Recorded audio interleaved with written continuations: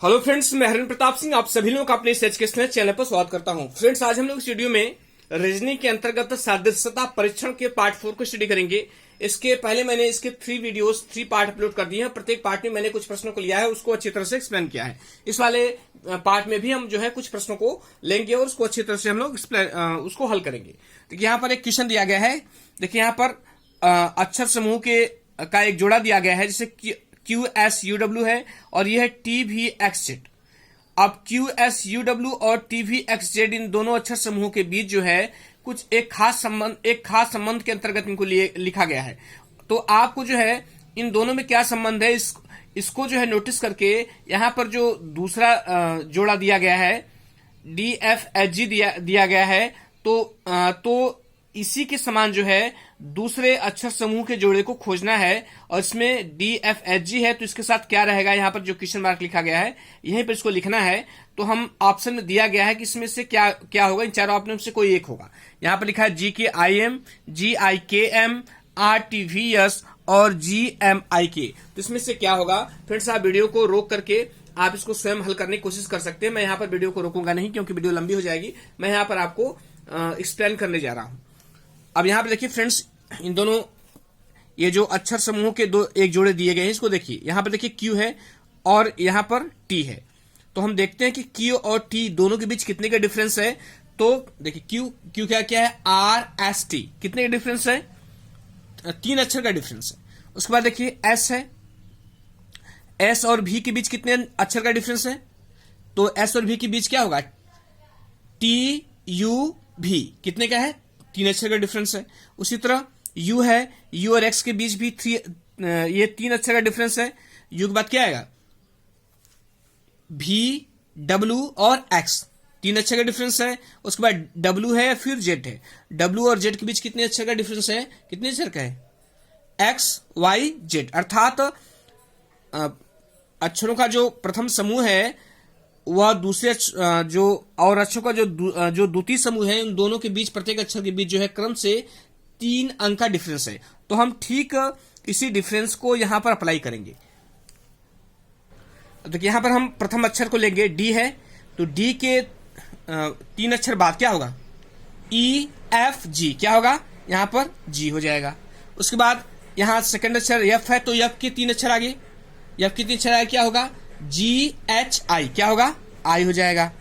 अब उसके बाद क्या है, H है, H के 3 अक्षर आगे IJK, क्या हो जाएगा, K हो जाएगा।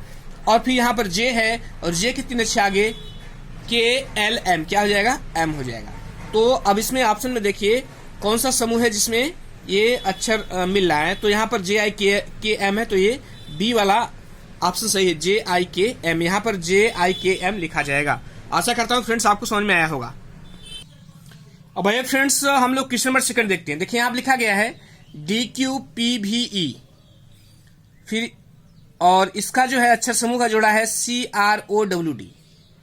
अब इन दोनों में एक खास संबंध है। इसी संबंध के आधार पर हमको जो है यहाँ पर जो दूसरा पेयर दिया गया है उसमें प्रथम समूह जो है INVRF, और उसी के जोड़े को हमको यहाँ पर खोजना। यहाँ पर जो है INVRF के जोड़े को हमको फाइंड आउट करना है इसके आधार पर। तो बताइए इसमें क्या होगा फ्रेंड्स। आइए हम इसको हल करते हैं। देखिए यहां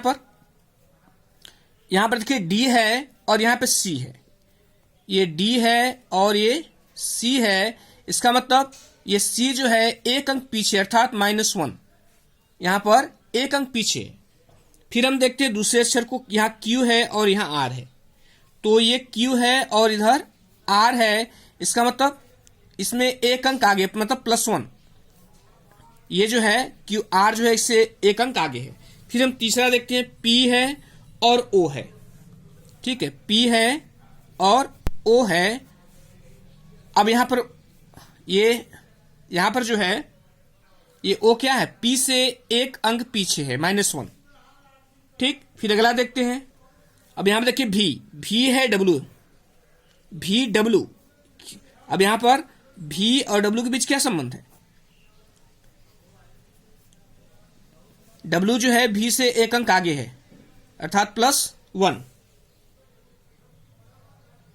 फिर उसके बाद क्या है, ई और डी में क्या संबंध है, ये डी जो है ई से एक अंक पीछे है अर्थात -1। अब यही संबंध जो है हम इस पर भी अप्लाई करेंगे।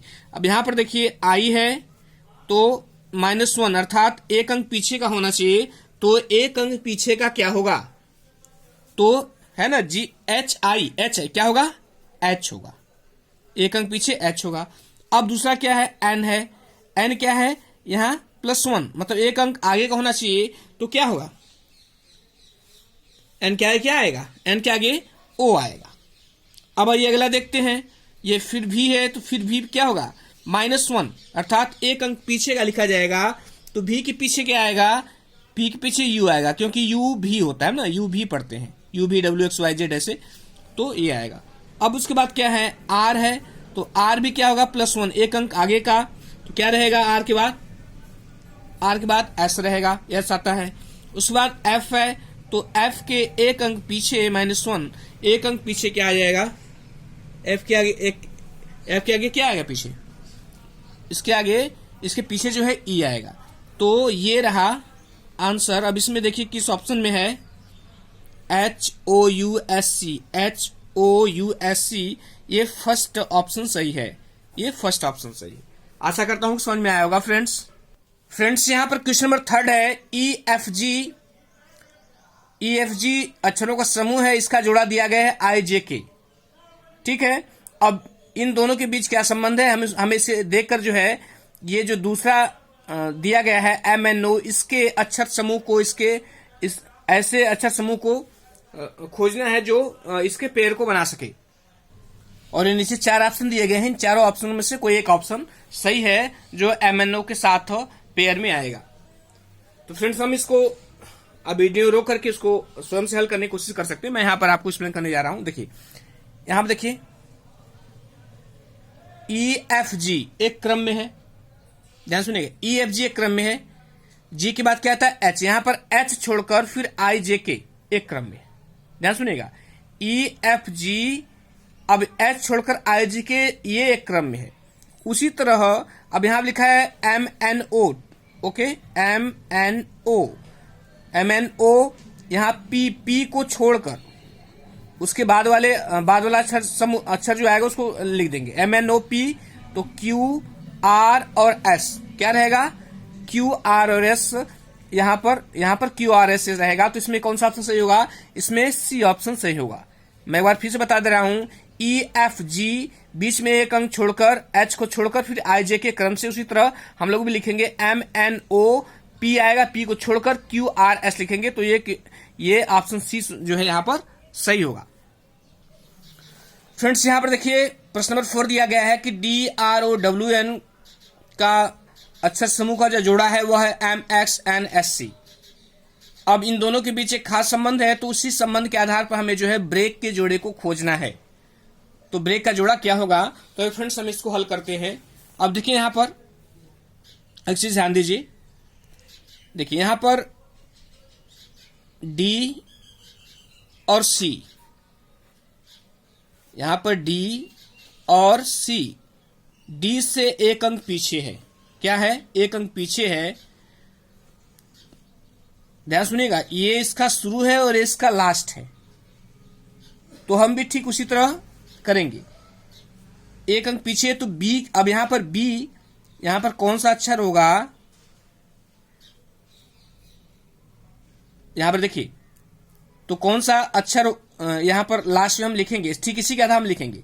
B से पहले क्या आएगा, B से पहले फ्रेंड्स A आएगा, ठीक हो गया। अब दूसरा देखिए, यहां पर R है और S है, R है और S है, तो R S है ना, PQRS, यस कहता है R से एक अंक पहले आता है, बाद में आता है, मतलब यहां +1 हो जाएगा।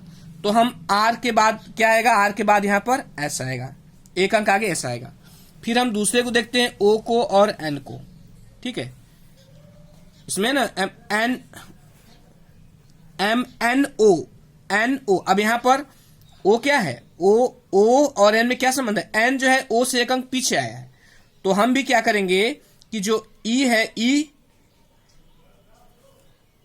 सर में थोड़ा सा मिस्टेक हो गया, हम लोग यहां पर A तो लास्ट में रहेगा ना, S उसके बाद आएगा, ठीक, S उसके हम इधर लिखेंगे दाएं से बाएं की तरफ।